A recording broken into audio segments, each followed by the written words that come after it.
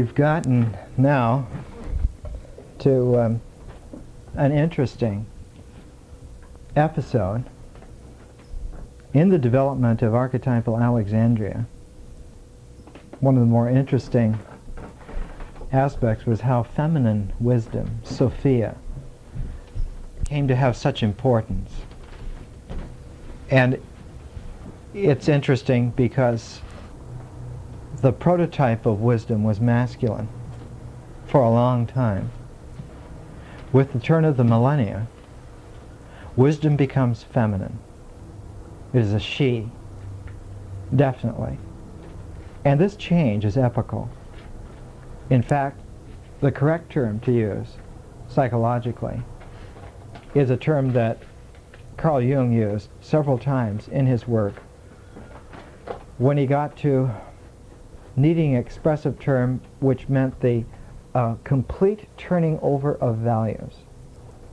And the word that he used was enantiodromia. And it meant that the whole structure of valuation turns. It doesn't go by inches, it converts, it turns. This is happening in our time.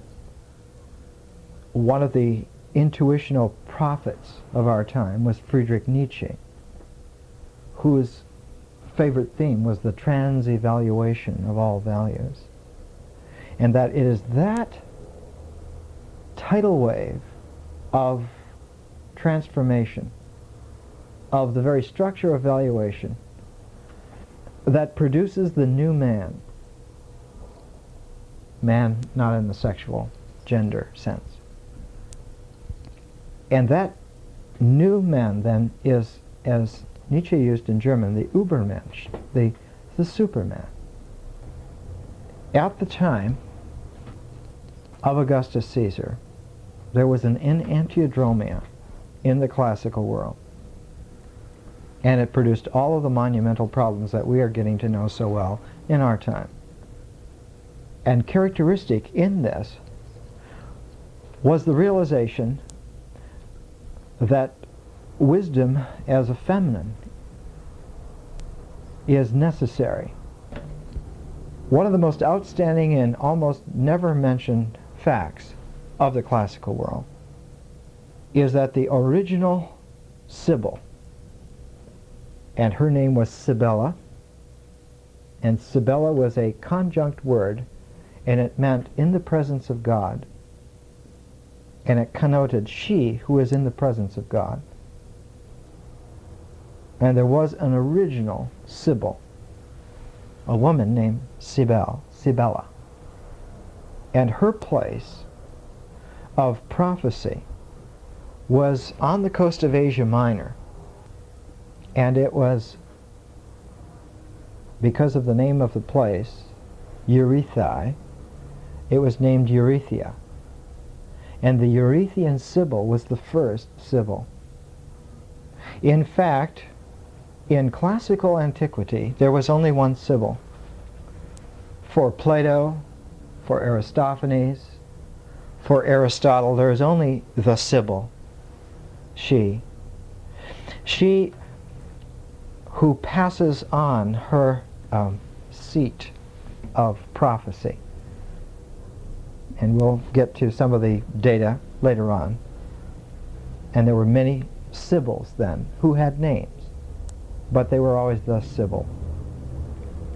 The Erythraean Sibyl was the original Sibyl. That part of Asia Minor, where Erythrea is, has a very curiously shaped bay.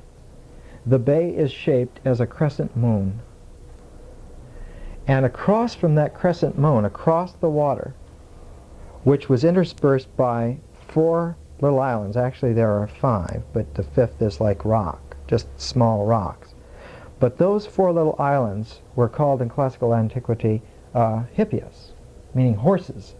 They were the horses. They were Poseidon's horses. Those 4 horses, which is the archaic chariot, pulled by 4 horses, not by 2. The Roman chariot is 2 horses, but the archaic chariot was 4 horses. So that moon crescent-shaped bay, which held the original Sibyl. If you went across the water, past the Four Horses, you came to the large island of Chios. And Chios was the home of Homer. That's where Homer lived. So that Homer, who was an Apollonian-minded masculine intelligence, if there ever was one, situated himself on rocky Chios with the 4 horses of Poseidon's chariot, so that he had a front row seat on the Eurythian Sibyl.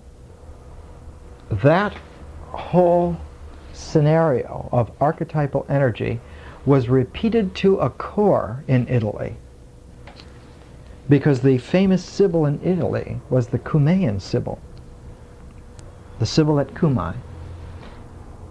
And Cumae is on the Bay of Naples. It's very easy to see the shape of the crescent moon of the Bay of Naples. And it was there, at the Bay of Naples, that Virgil, the other great epic poet of classical antiquity, situated himself. So that Homer was situated near the Eurythrian Sibyl, and Virgil was situated near the Cumaean Sibyl. And there is an archetypal balance between the Homeric mind in the Eurythian Sibyl and the Virgilian mind in the Cumaean Sibyl. And just as Achilles and Odysseus are the moving protagonists of the archetypal move towards order in Homeric Greece, the movement of Aeneas in the mind of Virgil, who was a contemporary of Augustus Caesar, has for its insight on the same archetypal level the Sibyl oracular sayings. If you look at Book 6 of the Aeneid, Virgil, who was considered the greatest magician of antiquity all through the Middle Ages, Virgil had the reputation that Mellon has today. The 6th book of the Aeneid, which we read from last week, shows Virgil extremely well-informed and careful about the way in which a woman is inhabited by the god. That there is something about this god who is Apollo, who when he inhabits a human body, one has to be almost like a woman in birth travail in order to stand the presence of the divine. The Virgin Mary is a Christian Sibyl who is able to hold the Word of God, but transposes it not into an oracle, but into the God-man, who is the oracle of all oracles. And this transformation, this understanding, was made in Alexandria. And we'll have to get to that. And we will get to that in just a couple of weeks. So you can see that the subject tonight on the Sibylline oracles is extremely potent. It is high energy. It is collective dynamite. Because this image base still is operative in us. Still is formative to the extent that we can hardly believe it. And so we pay due respect to the materials and try to do our best, but still and all we circumambulate a little bit so that we don't go directly into the subject matter. During the Roman civil wars, we have seen that the emergent figure was Julius Caesar, and that what made him emerge was that he was able to take unto himself this power of divinity. The clue for him, the cue for him, was finally his relationship with Cleopatra. It was Cleopatra who personified, who was in herself a kind of a Sibylline figure, who held all of the Hellenistic development of Egypt in herself. Remember now that Cleopatra was not a high-priced call girl at all. She was one of the most intelligent women of all time. She spoke fluently every language of her age, if you can imagine, including Hebrew and Egyptian and Greek and Latin, all of them. She was a prodigy, an intellectual prodigy. After the assassination of Julius Caesar, Mark Antony tried to step in and fill his shoes, and he was short-circuited by the experience of trying to become divine. That even with Cleopatra's help, but especially with Cleopatra's help, he made the mistake of being mortal. He did not relate to Cleopatra like Homer had related to the Eurythian Sibyl, or Virgil to the Cumaean Sibyl. He loved her sensually. And he broke under the divine pressure. He was electrocuted, frazzled by these archetypal energies. He was a much better general than anybody else around. He was incredibly adept. He couldn't win the major battle. He fell apart. And that's why when he went back to Alexandria, he built that humble hut, the Timoleum, out in the harbor of Alexandria. It was just a single pier that ran out, and he lived in this mud hut like a naked sadhu because he was trying to get rid of it, and he couldn't. And in his final death scene, he rode out in his Roman armor to all the Roman troops gathered in the sands outside of Alexandria, asking for a soldier's death. Let me die at least like a Roman. I've tried to live like a Greek Asian god and I haven't made it. At least let me die like a Roman man. And no one would offer him battle. Augustus, having seen Julius Caesar and having seen Mark Antony, was better prepared and understood, because he was really somebody, understood that one should not have these relationships. One does not live with the prophetess. She is a divine figure. She belongs to divine, that is to say, almost demonic energy. And she is a helper when she is there in this archetypal relationship. But if it is profaned, then one is lost. And this was the important realization. This is why Augustus could not kill Cleopatra. He had to force the situation so that she took her own life. And she died an archetypal death. She died holding the sacred asps and died from the bites. The Sibylline oracles, as the story goes, came to Rome because the original Cumaean Sibyl had migrated from Eurythia in Asia Major to Italy. So that there, again, we see this archetypal movement of the context of meaning, of all meaning, moving from Greece, and Asia Minor at that time was called Ionia, the Ionian Greeks, moving from Ionia to southern Italy. And that area of southern Italy at that time was filled with Greek experimental communities. About 100 years after the Cumaean Sibyl was there, Pythagoras was there. And these were utopian communities, communities of perfecti, according to the ancient mysteries. The Cumaean Sibyl, according to the mythology that the Romans believed, came to Italy and realized the tremendous power of Rome, nascent Rome. And this was the time of King Tarquin. This is early, around 650 BC. And the Cumaean Sibyl wrote down her prophetic utterances and collected them into 9 books. 9 is symbolic here. 3 threes. And she went to Tarquin, made the pilgrimage up to young Rome, nascent Rome, and offered to sell these books to Tarquin, and he refused.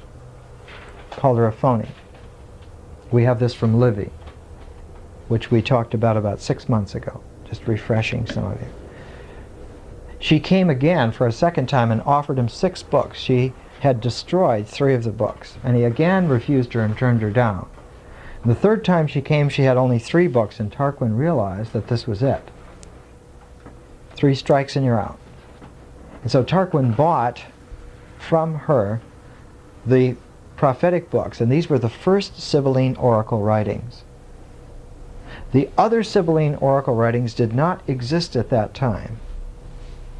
In print, there was nothing in print, there was nothing written down. There were oracular responses given to people who should hear them, and that was it. They were secret.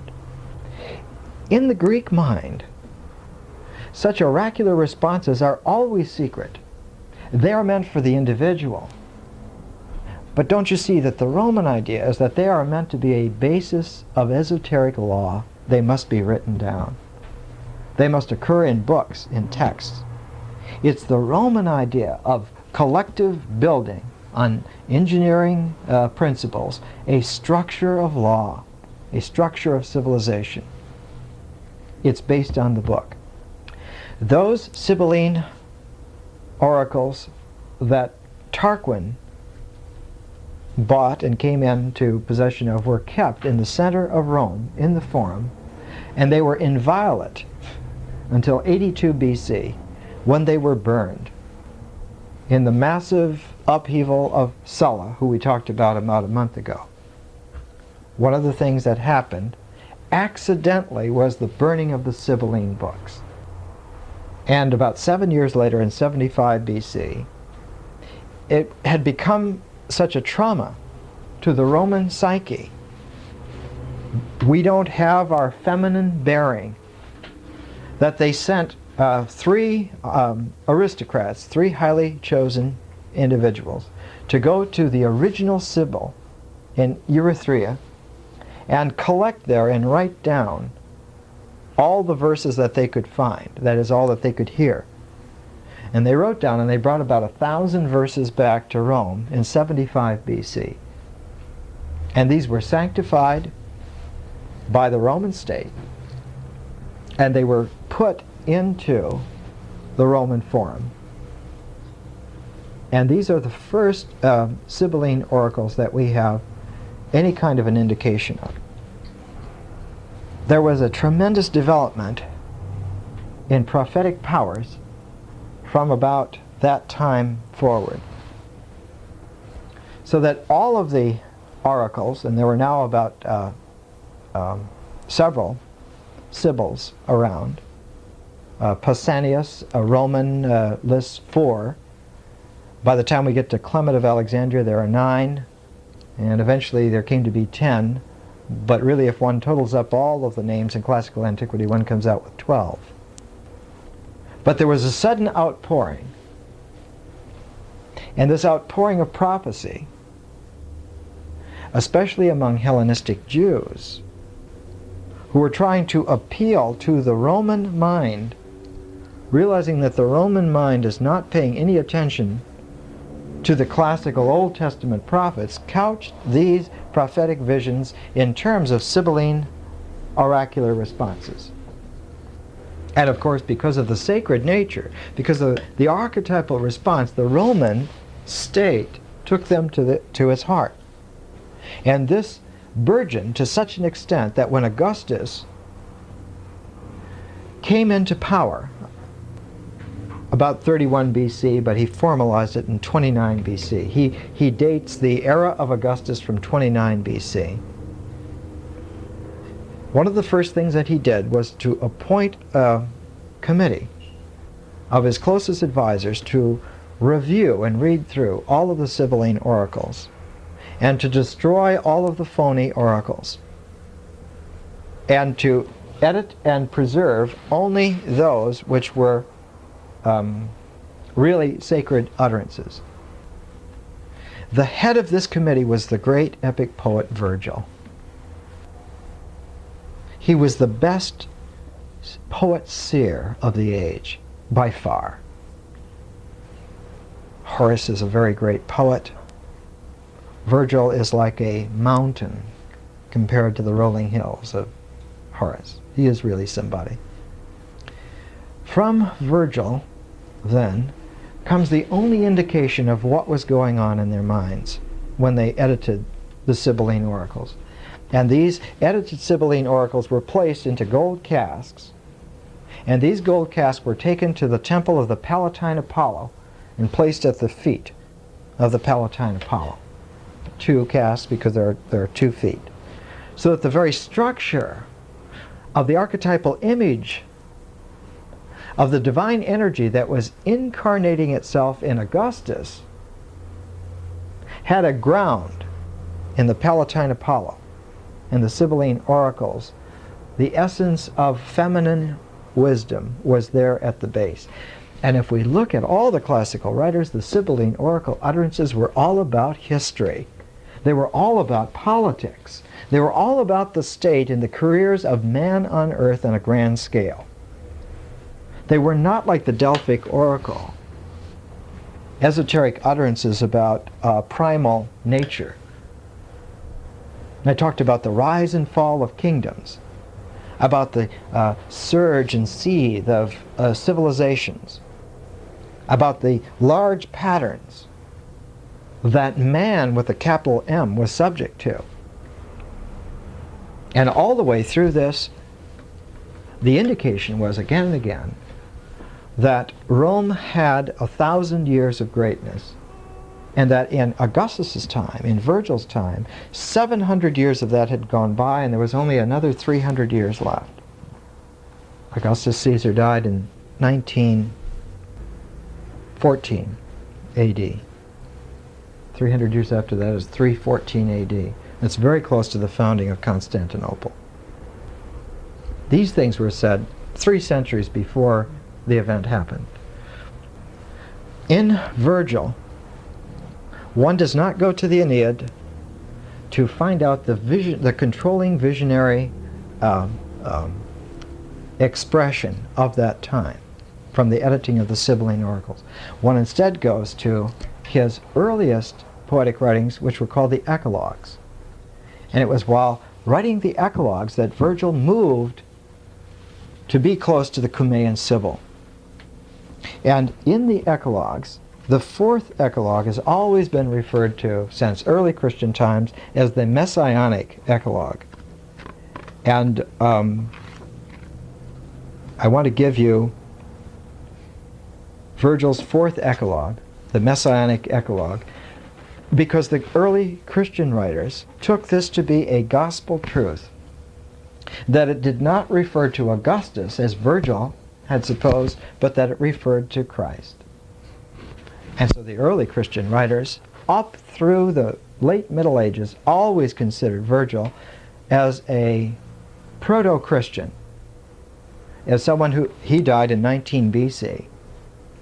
Had he have lived long enough, he would have been one of the Christian saints. He died before the Lord was born. But that in his vision, he saw the Lord. And this is why Virgil was taken by Dante to be his guide out of hell, out of the hell of this world, and even through the limbo, the purgatory of the psychic realms, right up to the entering of the pleroma, of the Paradiso. And the basis for all of that is the 4th Eclogue, which is extremely powerful. Here's what it is in translation. Muses, to whom Sicilian shepherds sang, teach me a loftier strain. The hazel wood and lowly tamarisk will not always please. If still the wild, free woodland note be heard, our woodland song must suit a council's ear. Lo, the last age of Cumae's seer has come. Again the millennial aeon dawns. Once more the hallowed maid appears. Once more kind Saturn reigns. And from high heaven descends the firstborn child of promise. Do but thou, pure goddess, by whose grace on infant eyes daylight first breaks, smile softly on this babe. The age of iron in his time shall cease, and golden generations fill the world. Even now, thy brother, Lord of light and healing, Apollo, rules and ends the older day. Thy office, Pollio, thine shall mark the year wherein this star begins his glorious course. Under thy banner, all the strains of ill that shame us yet shall melt away and break the long, long night of universal dread. For the child's birthright is the life of gods. Heroes and gods together he shall know, and rule a world his sire has blessed with peace. For thee, fair child, the lavish earth shall spread thy earliest playthings, trailing ivy wreaths, and foxgloves red, and cups of water lilies, and wild acanthus leaves with sunshine stored. The goat shall come uncalled, weighed down with milk, nor a lion's roar affright the laboring kine, the cattle. The very cradle, blossoming for joy, shall with soft buds caress thy baby's face. The treacherous snake and deadly herb shall die, and Syrian spikenard blow on every bank. But when thy boyish eyes begin to read Rome's ancient prowess and thy sire's great story, gaining the power to know what manhood is, then, league by league, the plain without a sower shall ripen into waves of yellow corn.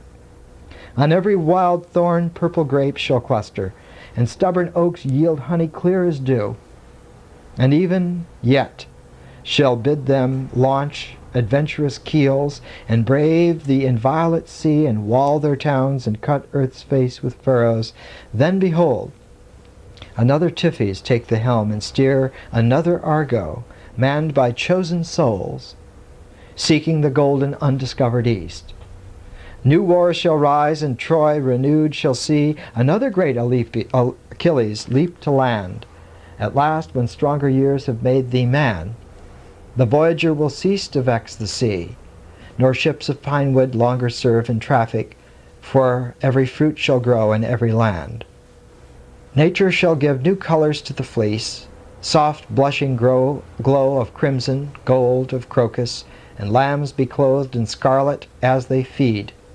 Run, run, ye spindles, unto this fulfillment.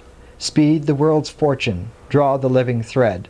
So heaven's unshaking ordinance, declaring the sister fates enthroned, sang together. And you can hear in this the tremendous energy and great language. Again and again, the colors that come to mind, the colors that emerge in Virgil, are the crimson, red, and gold. These are the sun's colors. These are the emblems of a sun god. We talked one time about the crest of Sir Gawain in the Arthurian cycle. And Sir Gawain's emblem was a gold hermetic star on a crimson background.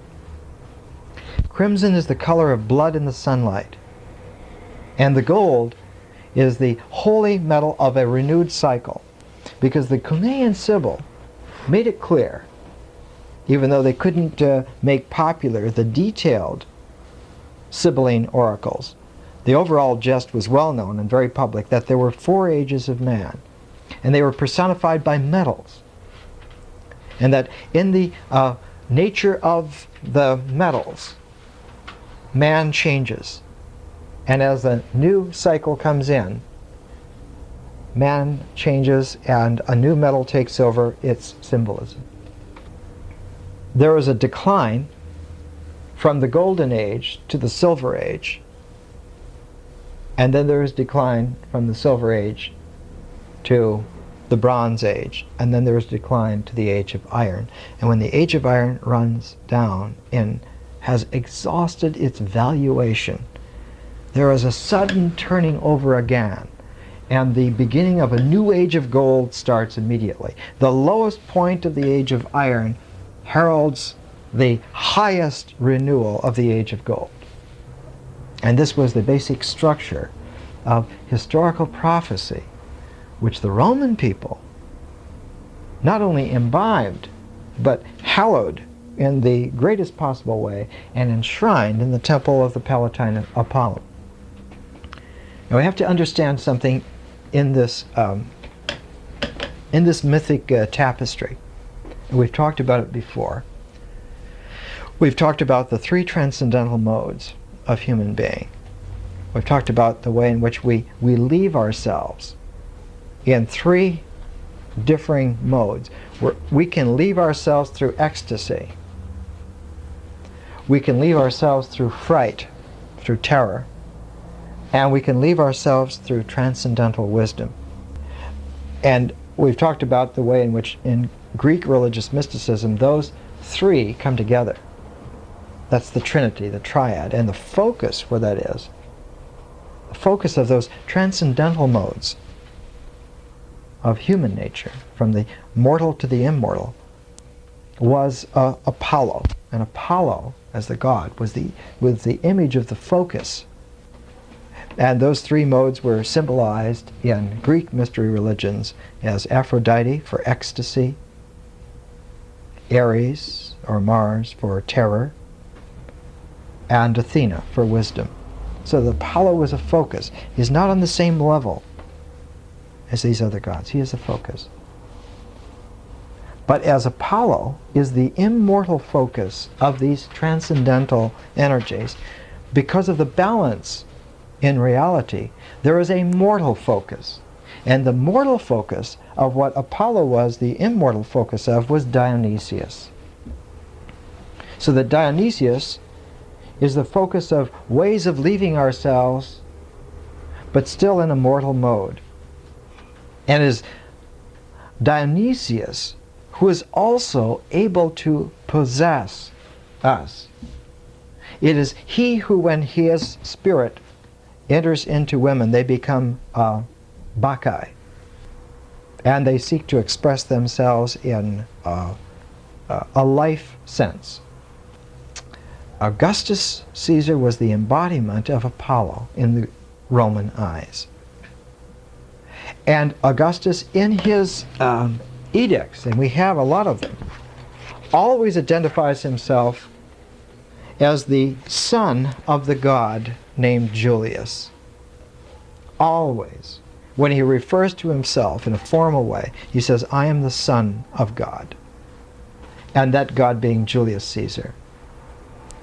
Even though he was his great nephew, physically, he was archetypally his son. He was his heir, the one who came in, who was appointed as his successor by Caesar, if you remember, when he was still only 16. You remember the odd circumstances surrounding his birth, how his mother, Asia, who was a niece of Julius Caesar, went to the temple of Apollo and dreamed that a serpent had entered her, and she found that she was pregnant then and felt that the god had entered her, and that when Augustus was born he had birthmarks on his stomach and lower chest that were 7 patches of skin which were discolored, and these birthmarks were in the shape of the constellation Ursus Major, the Big Dipper. This is the archetypal mythological theme of the bear's son. And this is a very potent archetype. Beowulf is in the early English mythology, is the bear's son. Odysseus is related to the bear's son. It's this kind of a impress that the constellation of Ursus Major is a prelude, because its handle, the handle of the Big Dipper, points to the pole. It points to that star which does not move and all the other stars move in the heaven. And if you remember in Shakespeare, in his speech that he puts into the mouth of Julius Caesar, Shakespeare, who understood these things extraordinarily well, he was not naive at all. The ceiling of the Globe Theatre had the zodiac in a perfect halo and circle over the head of the stage. Caesar says, in an age where all wander in this sky of life, I am the only unmoving star, the only stable person that you can count on, and this is why I am become divine. And Augustus displacing him. He says in here, in making a new calendar for the province of Asia, 9 BC, an edict from the governor of Asia in Greek, "From our ancestors we have received goodwill of the gods, and whether more pleasant or more beneficial is the most divine Caesar's birthday, which we might justly consider equal to the beginning of all things." He's writing about they're going to institute a celebration of Augustus' birthday because it is truly the beginning of all things. If not exact from the point of view of the natural order of things, at least from the point of view of the useful. This is the origin of the classical difference between the sweet and the useful. By useful, he means what we would call now conscious. That there was a beginning of natural time, but that the arrival of Augustus Caesar, who brings together one whole cycle, one whole aeon, and starts another one, that this is the beginning of this consciousness of the new era. If there is nothing which has fallen to pieces, and to an unfortunate condition has been changed, which he has not restored, he has given the whole world a different appearance, a world which would have met its ruin with the greatest pleasure, if, as the common good fortune of everyone, Caesar had not been born. Therefore, perhaps each person would justly consider that this event has been for himself the beginning of life and of living, which is the limit and end of regret at having been born. And since from no day, both for public and for private advantage, could each person receive luckier beginnings than from one which has been lucky for everyone, and since, roughly speaking, it happens that the cities in Asia have the same time for the entrance of magistrates into public office, an arrangement clearly thus preordained, according to some divine will, in order that it should be a beginning of honor for Augustus, and since it is difficult to return for his many great benefactions thanks in equal measure, unless for each of them we think of some manner of repayment, or more joyfully would men celebrate a birthday common to everyone.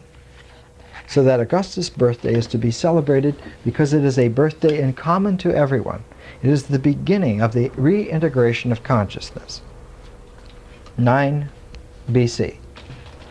So this tremendous prototype is already set up, already operating. And remember now, this is operating on the scale of the Roman Empire. We've now moved from the Republic. We're now 20 years into the Roman Empire. And this has been set up so that everything from Britain to Persia, everything from Germany to Ethiopia, has this imprint. It has this impress. This is not only the archetypal, but the common intelligence of the day. The whole Roman world was polarized and unified in this way.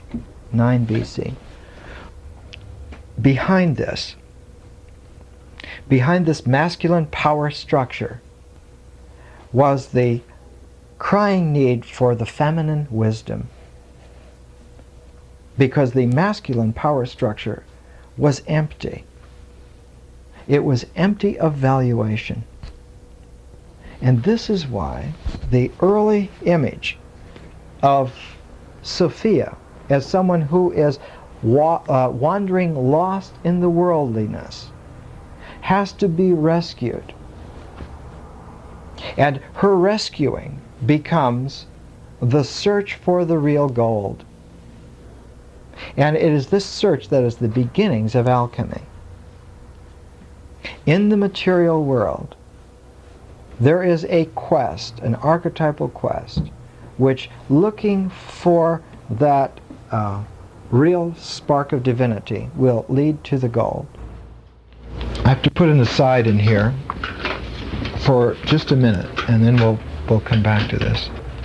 The earliest alchemist for whom we have any writing was named Zosimus. He was an Egyptian. He was in fact an Alexandrian. But he lived in an age where it was precarious to speak of these things too openly. And so Zosimus moved, as most of the intelligent, sensitive, spiritual Alexandrians moved to the Nile River Valley, way down the Nile. In fact, he is known as Zosimus of Panopolis. And Panopolis is way down by Edfu, 500 or 600 miles from the Mediterranean Sea. And he is known all through, then, the Hermetic tradition as Zosimus of Panopolis. Notice the name of the city, Panopolis. Panopolis, Pan, the city of Pan. Pan is a nature spirit, and Pan is the son of Dionysius.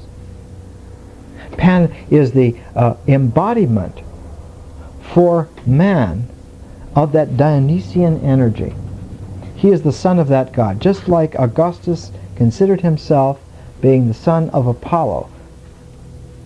Pan is that mythologic figure who is the son of Dionysius. But it's interesting because Pan, if you look at Panopolis, Pan is related to an Egyptian god named Min. M-I-N is how it was spelled in English. And Min was also known as Chem, K-H-E-M, Chem. And the origins of the word chemistry do come from Chem. Not all of Egypt is the land of Chem, but the land of Chem refers specifically to this aspect of the god, this aspect of Min, or of Pan, so that Zosimus is from the city of Chem, chemistry. And alchemy is born as a spiritual quest in Egypt around the 1st to 2nd century AD. And in fact, the first of the alchemical explorers, as we'll see in greater detail later on, were Jews. And the first great alchemist that we hear of, although we have no writings of her, was a woman. In fact, her name was Mary the Jewess. Mary the Jewess. And the alchemist basic transformational vehicle, still called in French bain-marie, named for Mary the Jewess. She gave her name to the apparatus. And this is very Hermetic, because the old Hermetic Rosicrucian doctrine was that the life lived was the doctrine received. It is what you do that is intelligent, not what you know. This knowing, this epistemological knowing, episteme, is the apex of man's wisdom, but that beyond episteme is truth. And so one lives according to the truth, and this is different. This is the highest. This is then bringing the divine energy into human life. The first influential alchemist, a Jewish woman, is a resonant revelation of world history. Sophia of transformation. In the Sibylline oracles, all of the Sibylline oracles are from women. There are no masculine Sibylline. And if we turn to the Sibylline oracles, we find in the fragments, the very first fragment that we have reads something like this. O ye mortal men of flesh, who are not, why do ye so quickly exalt yourselves, having no eye unto life's end? In other words, you're making a big thing out of everything and you don't have any idea where it's going. How do you know what's going on? Because you don't know where it's going. If you knew where it's going, you might know what's going on now. Because what is going on now has come from before and is going to go on, and it has a convergence. History has a shape. It has a purpose. The very first fragment. The next fragment, do ye not tremble at, nor fear God who overlooks you?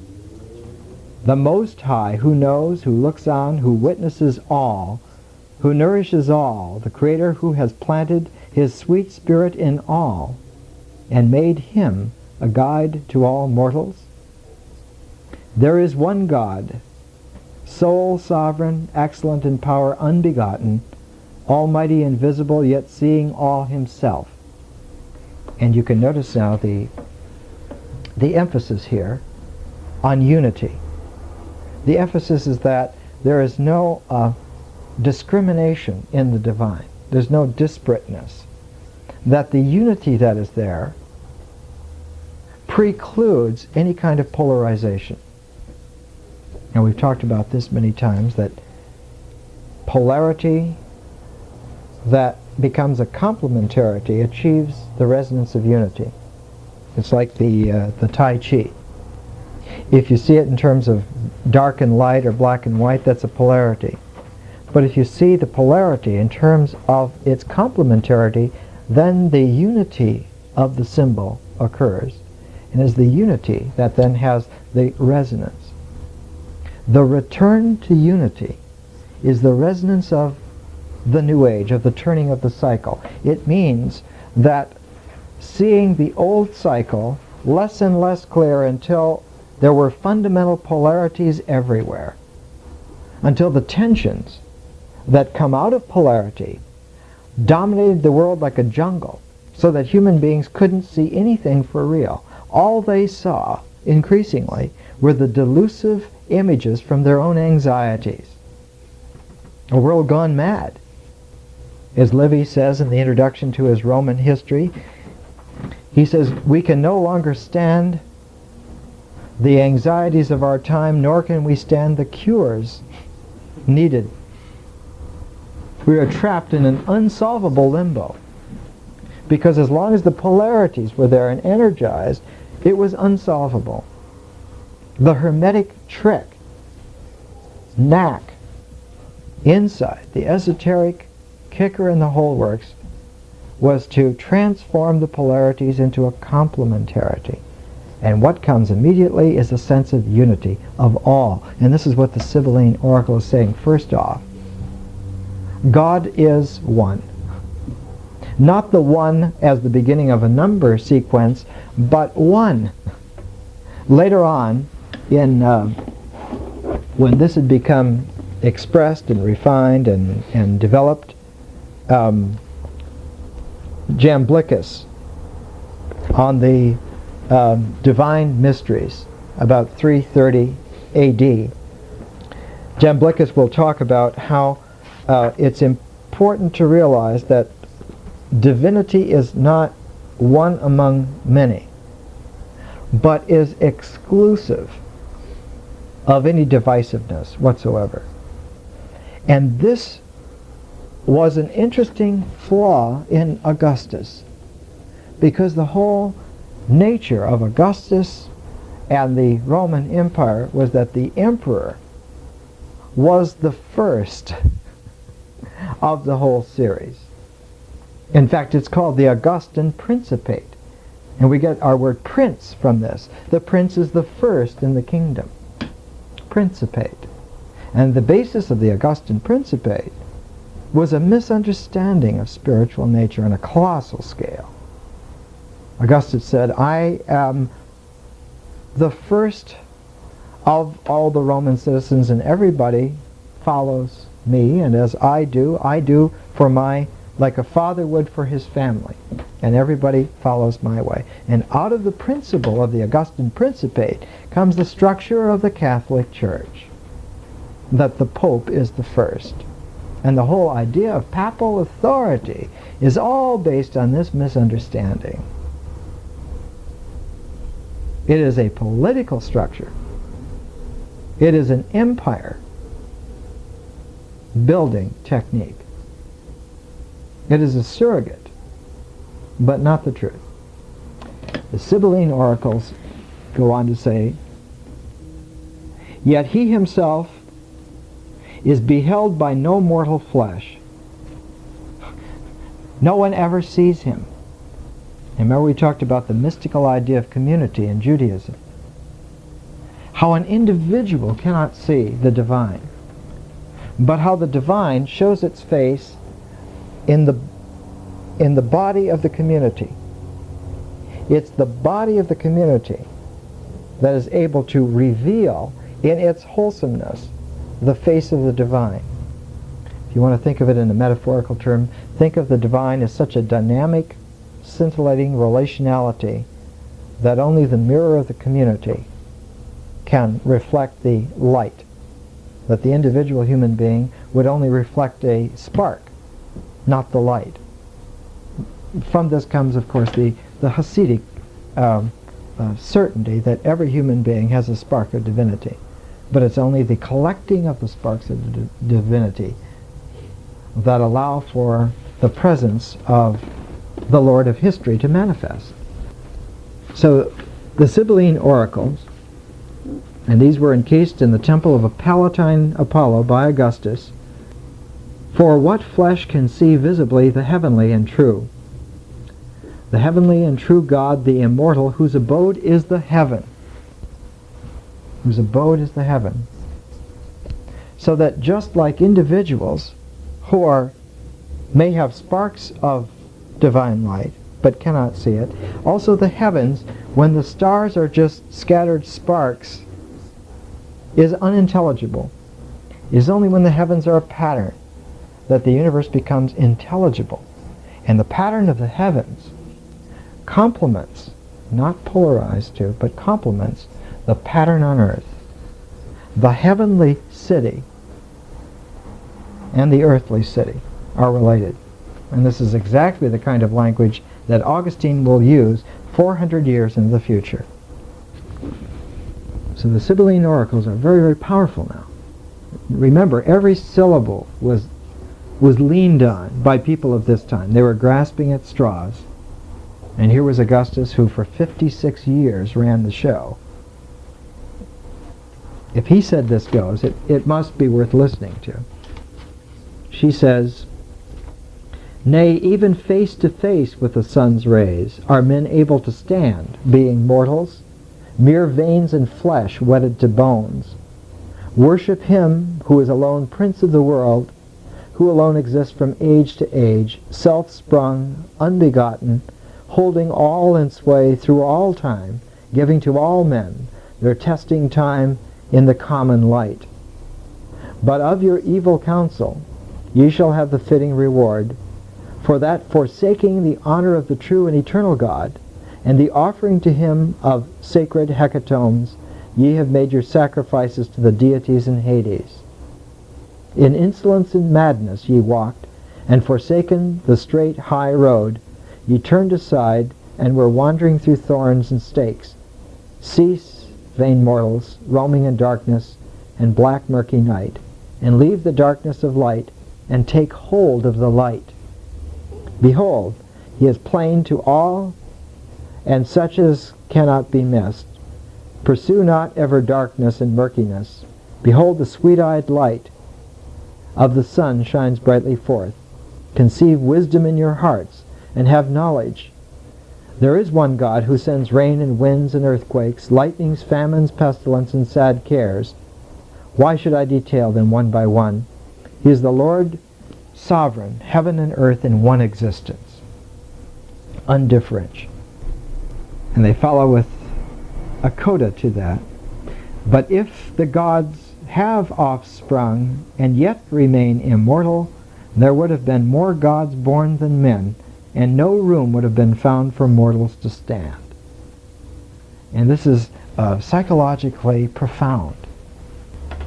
When the gods are psychic, are interpreted psychically, they proliferate because they are eternal. And they soon displace man from his natural base. He cannot survive. So that the psychic expressions of fragmented divinity must be collected back into unity again, because only then does man have room to live, room to breathe. God has to be a unity for man's own safety and own protection, if nothing else. if nothing else.